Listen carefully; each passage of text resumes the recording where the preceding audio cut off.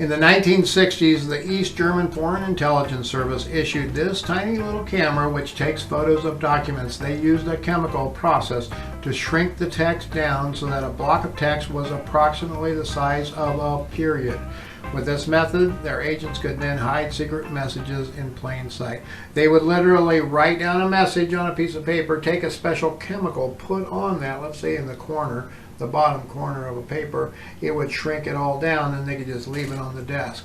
When the other person came in that needed to get that information, they could just walk up to the desk, act like they're having a normal conversation, and then they could just pull that camera out. Then they could take a quick little picture of that dot and then they could walk off.